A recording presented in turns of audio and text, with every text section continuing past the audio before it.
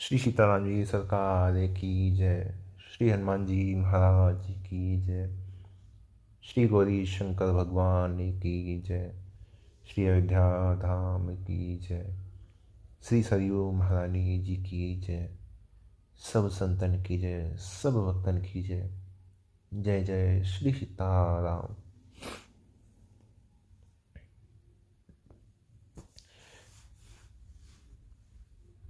मानस में गोस्वामी जी एक स्थान पर लिखते हैं, नाना भांति राम अवतारा, रामायण शतकोटि पारा।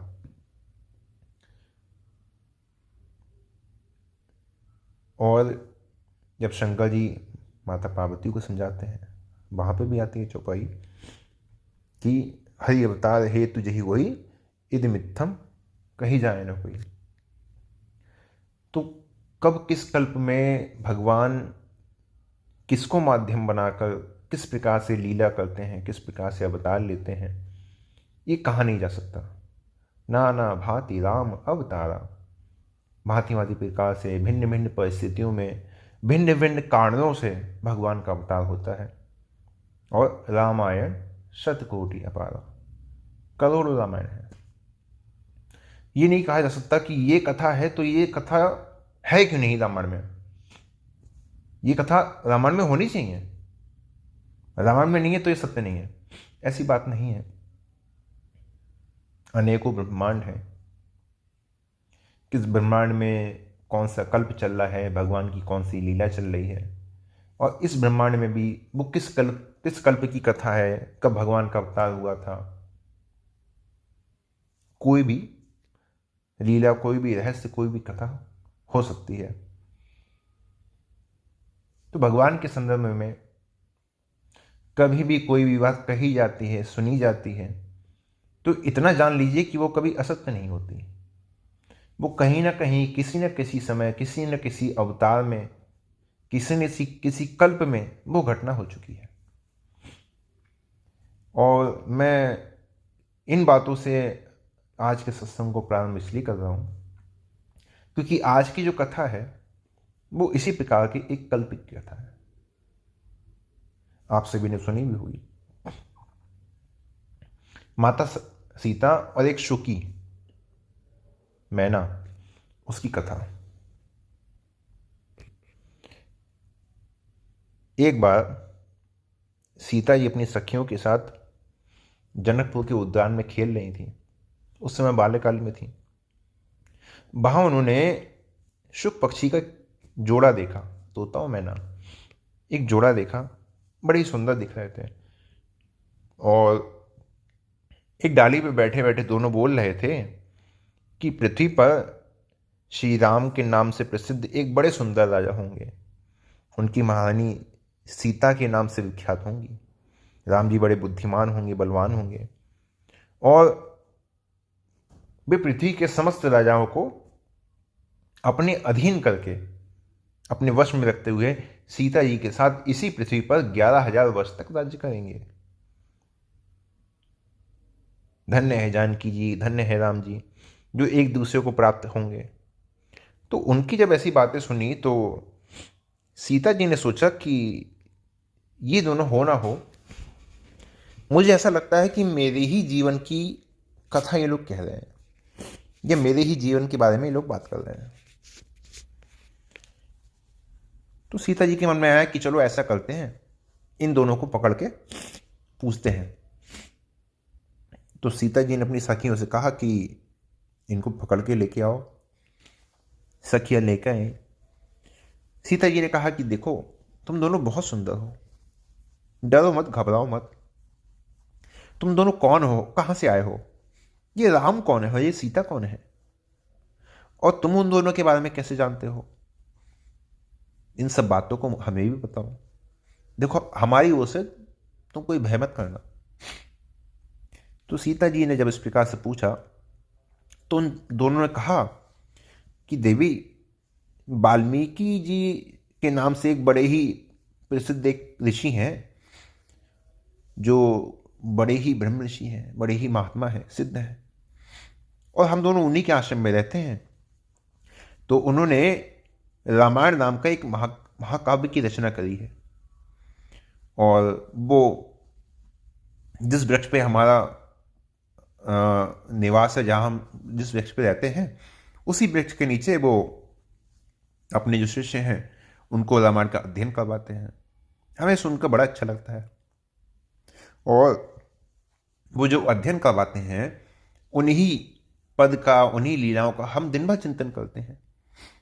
और जो हमने चिंतन किया, जो हमने जाना, वही आज हम दोनों एक दूसरे से कह रहे थे। तो बार बार हम सुनते हैं, बार बार हम कहते हैं, तो हमें उसका अभ्यास हो गया है। और राम और सीता कौन है, तो ये भी हम आपको बता देते हैं। आप ध्यान दे के सुनिए। एक महर्षि हैं, ऋषि श्रृंग। वो एक पुत्रेष्टि यज्ञ करवाएंगे, और उस पुत्रेष्टि यज्ञ के प्रभाव से जो भगवान हैं, वो राम, लक्ष्मण, भरत और शत्रुघ्न, ये 4 शरीर धारण करके उत्पन्न होंगे। राम जी महर्षि विश्वामित्र जी के साथ, अपने भाई लक्ष्मण जी के साथ मिथिला आएंगे। वहां एक अद्भुत धनुष है जिसे कोई उठा नहीं सकता।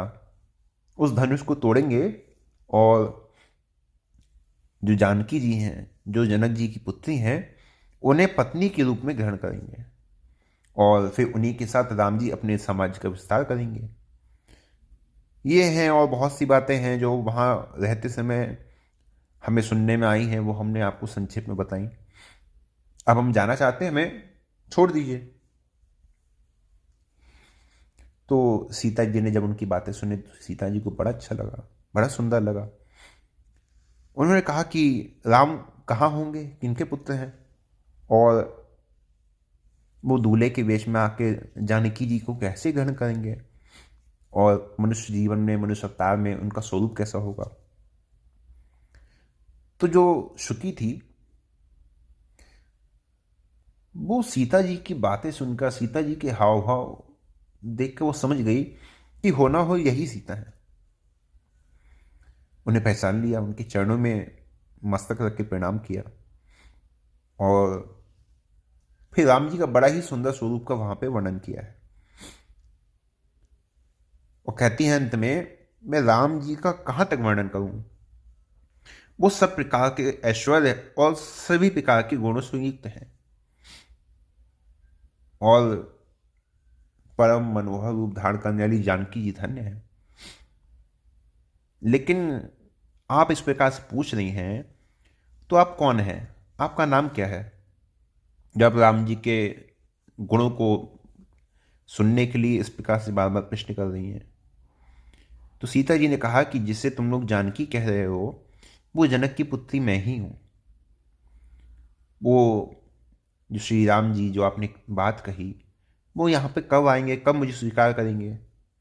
जब वो आएंगे तभी मैं तुम्हें जाने दूंगी, अन्यथा नहीं। क्योंकि तुमने बातें कही हैं, उससे मेरे मन में राम जी के स्वरूप, राम जी के ऐश्वर्य के प्रति बड़ा लोभ हो गया है। अब तुम्हें जो भी बातें तुम्हें पता है, तुम रोज मुझे राम जी की कथाएं सुनाया करना, राम जी के स्वरूप का वर्णन रोज किया करना। जब राम जी आ जाएंगे तभी तुम जाना, उससे पहले मैं तुम्हें नहीं जाने दूंगी। और अब तुम जाओ, अपनी इच्छा से तुम मेरे महल में जाओ। महल में जाके बड़े सुख से रहो, आनंद से रहो। बढ़िया बढ़िया भोजन है, पदार्थ हैं, जाकर उनका सेवन करो।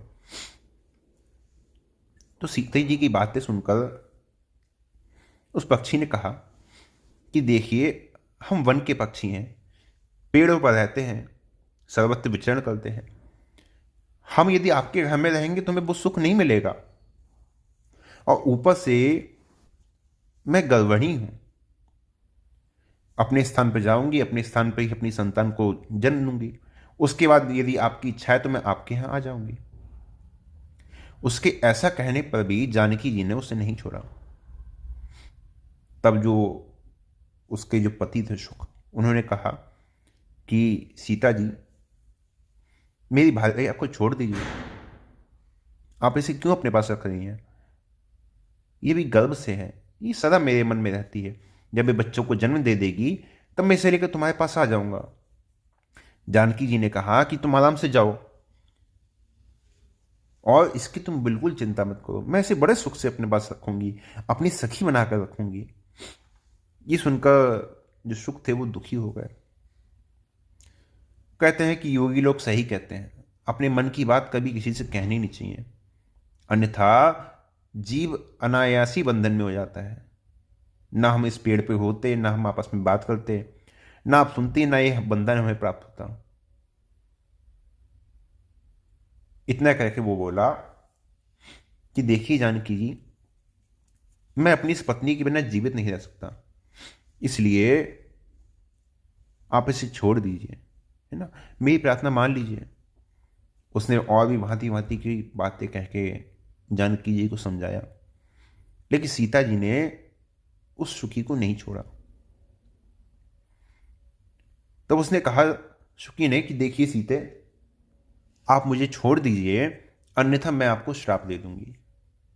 सीता जी ने कहा कि तुम मुझे डराती धमकाती हो, लेकिन उससे मैं भयभीत नहीं होंगी, तुम मेरे पास रहो। तब सुकी ने सीता जी को श्राप दिया कि जिस प्रकार तू मुझे इस समय अपने पति से विलग कर रही है, वैसे ही तुझे स्वयं भी गर्भस्थ अवस्था में राम जी से अलग होना पड़ेगा। ये कहकर पति के वियोग में उसने अपने प्राण त्याग दिए और उसने राम जी का नाम का स्मरण किया और बार बार राम राम राम राम उच्चारण करते हुए प्राणों का त्याग कर दिया। क्योंकि राम जी की कथा सुनी थी, राम जी के नाम का महत्व जानती थी वो। उसने प्राणों का त्याग किया। थोड़े ही देर में उसे ले जाने के लिए बड़ा ही सुंदर विमान आया और उस पर बैठ के वो भगवान के धाम चली गई। इधर जब पत्नी की मृत्यु हो गई तो जो शुक पक्षी थे उन्हें बड़ा भारी दुख हुआ। उन्होंने सीता जी से कहा, इस मनुष्यों की भरी संसार में मैं राम जी की नगरी अयोध्या में जाके जन्म लूंगा और अयोध्या में जाके जन्म लेके मेरी पत्नी ने जो तुम्हें श्राप दिया है उस श्राप को मैं पूरा करूंगा। वही जो सुख थे वो राम जी की नगरी में बाद में जाके धोबी हुए, जिन्होंने सीता जी पर नाछल लगाया और उसके बाद फिर राम जी के द्वारा सीता जी को वनवास दिया गया। ये कहकर बाद में उन्होंने भी अपने प्राण छोड़ दिए थे। तो जैसे मैंने आपको आरंभ में ही बताया कि हरि अवतार हेतु यही हुई मिथ्यम कही जान हो गई, तो भगवान के अवतार, भगवान की लीला, इन सबका हेतु अनेक हो सकता है, अनेक कारण हो सकते हैं। और कभी भी किसी भी लीला को सुनकर मन में कोई विक्षेप नहीं लाना चाहिए कि सीता जी ने ऐसा क्यों किया, सीता जी को छोड़ देना चाहिए था, ये तो गलत बात है, जब वो इतना कह तो उसे जाने देती। ये सब देखिए भगवान की लीला के निमित्त बनते हैं। ये सब जो आते हैं ये भगवान की लीला को पूर्ण करने के लिए आते हैं। जैसे कहने वाली बात ये भी कह दी जाए कि राम जी नाथ जी को विवाह करने देते, क्या हो जाता, नाथ जी विवाह कर लेते तो इतना मन था उनका, है, नाथ जी हैं, भगवान के भक्त हैं, विवाह कर ले तो क्या हो जाता, अपने भक्त की इच्छा रखनी चाहिए थी, लेकिन राम जी ने रोका ना। और ये कथा में मिलती है पद्म पुराण के पाताल खंड में। पद्म पुराण के पाताल खंड में ये कथा आती है। तो ये पुराणों की कथा है, ऐसा नहीं है कि किसी ने मनमुखी वृत्ति से कुछ भी कह दिया हो, कोई दंत कथा हो, नहीं, ये पुराणों की कथा है। और आज के लिए विश्राम देते हैं, अगर किसी को कुछ कहना हो तो कह सकते हैं।